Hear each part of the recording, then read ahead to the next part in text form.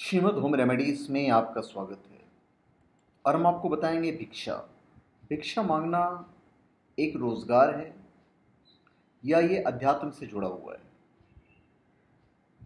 साधु और सन्यासियों द्वारा भिक्षा मांगकर खाना योग परंपरा का एक हिस्सा है।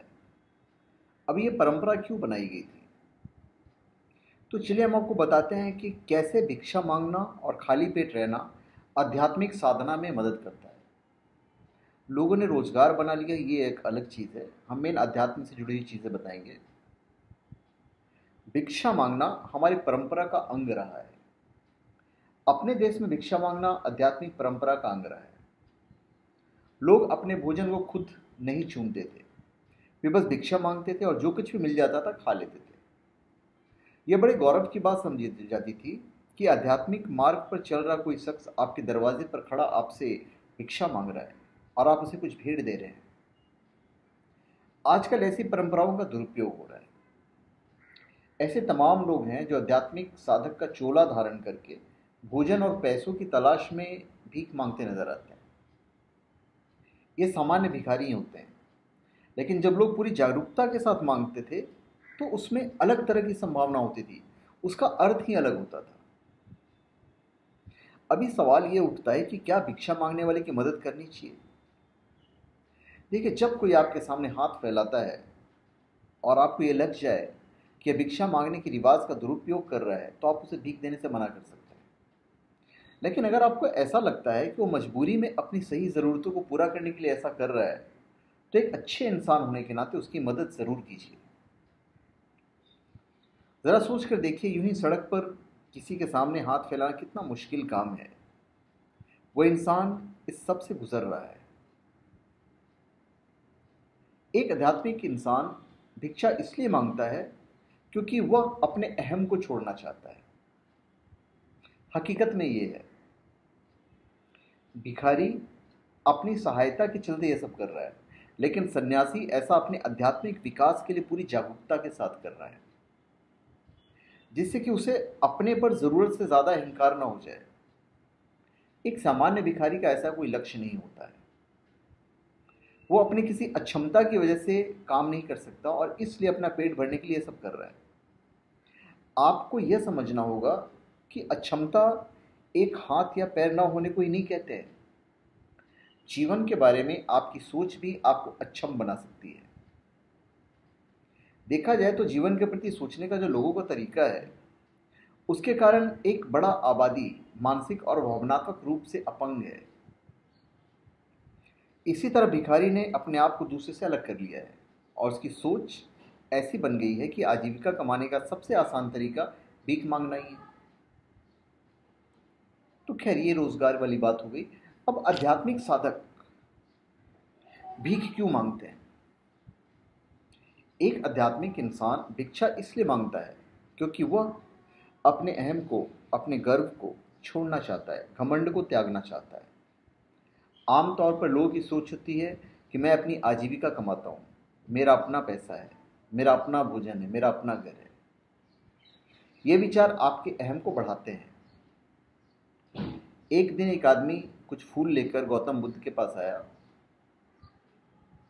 यह हमारा यहाँ परंपरा ही है कि जब हम किसी गुरु से मिलने जाते हैं तो उसके लिए फूल ले जाते हैं।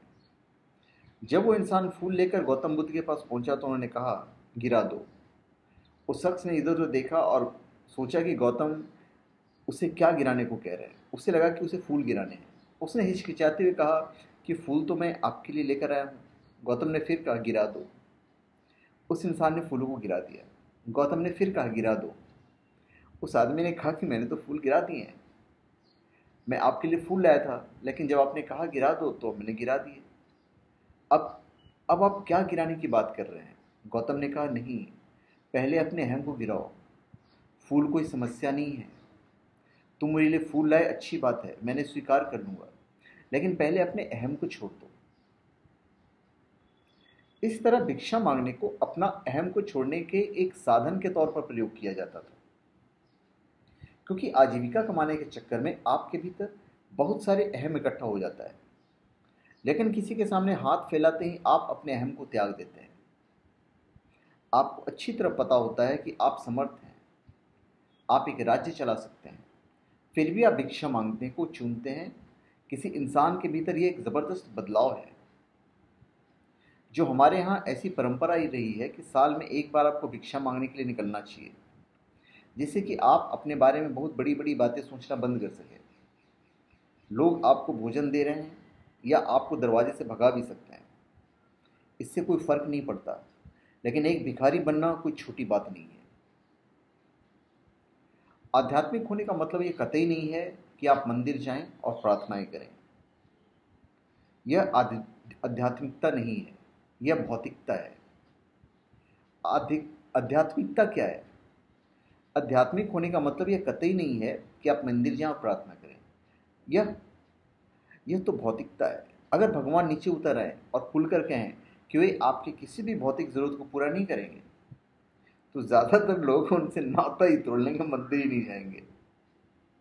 आपको लगता है कि आपके देवता आपके लिए सौभाग्य, पैसा, स्वास्थ्य और सफलता लेकर आते हैं, इसलिए आप उनसे जुड़े होते हैं। यह आध्यात्मिकता नहीं है, यह तो भौतिकता है। आप स्वर्ग जाना चाहते हैं, यह आध्यात्मिकता नहीं है।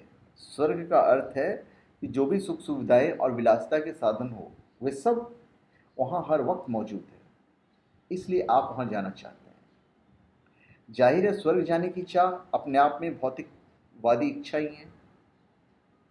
अभी आप हर चीज़ को अपनी पांचों इंद्रियों की सीमा में रहकर देखते समझते हैं। इस वजह से आपके जीवन का पूरा अनुभव भौतिक है। अध्यात्म का मतलब है उस चीज़ की खोज करना जो भौतिकता से परे है। अगर आप ऐसी चीज़ को खोजना चाहते हैं जो भौतिकता से परे है, तो यह ज़रूरी नहीं है कि आप भौतिकता को इनकार कर दें, लेकिन यह महत्वपूर्ण है कि आप भौतिकता से परे जाने के इच्छुक हैं। भिक्षा मांगना तो एक साधना है। गौतम बुद्ध कहते हैं कि अगर आप बहुत ज़्यादा भूखे हैं और उस वक्त आप अपने आगे का भोजन किसी दूसरे को दे दें, तो आप बहुत शक्तिशाली हो जाते हैं। आमतौर पर जब कोई पारिवारिक जीवन जीता है तो भौतिकता बहुत अहम हो जाती है। भौतिक शरीर को आराम में रखना और उसे दुलारना, यानी ठीक से खाना, अच्छा पहनना बेहद अहम हो जाता है। जब आप भौतिक शरीर आपके भीतर इतना महत्व पा लेता है, जब आप अपने शरीर के साथ इतनी गहराई के साथ जुड़ जाते हैं, तो भौतिक को रूपांतरित करने की कोई कोशिश ही नहीं करते हैं। भौतिकता से परे जाने की आपकी ज़रूरत और लालसा आपके भीतर से धीरे धीरे खत्म होने लगती है। ऐसे में आप इस भौतिक को बढ़ाने का काम शुरू कर देते हैं। इस भौतिक से परे क्या है, आप उसे खोजने की कोशिश नहीं करेंगे। योग में ऐसे कई तरीके हैं जो आपकी अपने भौतिक शरीर की सीमाओं से परे जाने में मदद करते हैं। इनमें से एक तरीका है परिव्रजक या भिक्षुक।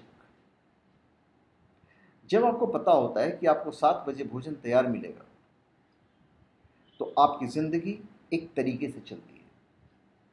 जब आपको पता नहीं होता है कि आपको अगला भोजन कब मिलेगा, तो जीवन बिल्कुल अलग तरह का होता है। भोजन आपके लिए बेहद मामूली बात है अगर वो आपके पास है, लेकिन अगर आपके पास भोजन नहीं है तो आपके लिए बहुत बड़ी चीज़ है। आपको नहीं पता कि कई दिनों तक भूखे रहने और फिर भी पूरी जागरूकता और शालीनता के साथ चलते रहने के लिए किस चीज़ की ज़रूरत होती है। ऐसा करने के लिए किसी इंसान के भीतर ज़बरदस्त शक्ति का होना बहुत ज़रूरी है। अपने देश में भिक्षा मांगने को अपमानजनक नहीं माना जाता था। बहुत सारे महान लोग, ऐसे लोग जिनकी इस देश में पूजा होती है, वो भिक्षुक थे। इसलिए हमें भिक्षुक बनने में शर्माने की कोई ज़रूरत नहीं है। भिक्षा को हम अपनी गुणवत्ता बढ़ाने और अपनी सीमाओं से परे जाने के एक साधन के तौर पर देखते हैं। अभी खाली पेट रहने से जागरूकता का एक नया स्तर आ सकता है। हर इंसान के लिए ये अच्छा है कि वह कुछ समय बिल्कुल बिना किसी सहारे के रहे। जब आपका पेट भरा होता है तो आप अपने जीवन में बहुत सारी बुनियादी वास्तविकताओं को भूल जाते हैं। भूख वह वक्त है जब आप पूरी तरह से शरीर बन जाते हैं। जब आप भूखे होते हैं तो आप बैठकर सोचिए कि मैं शरीर नहीं हूं। यह अपने आप में शानदार बात होगी। जब पेट भरा होता है और आप कहते हैं कि मैं शरीर नहीं हूं, तो इसमें वो बात नहीं है। जब आप भूखे होते हैं तो वास्तव में आप शरीर होते हैं। उस वक्त अगर आप अपनी जागरूकता को संभाल सकें और पूरी शालीनता के साथ चल सकें तो आप कुछ और ही बन जाते हैं। गौतम कहते हैं कि अगर आप बहुत ज़्यादा भूखे हों और उस वक्त आप अपने आगे की भोजन किसी दूसरे को दे दें तो आप बहुत शक्तिशाली हो जाते हैं। किसी तार्किक दिमाग वाले इंसान को यह पता मुश्किल से समझ में आएगी।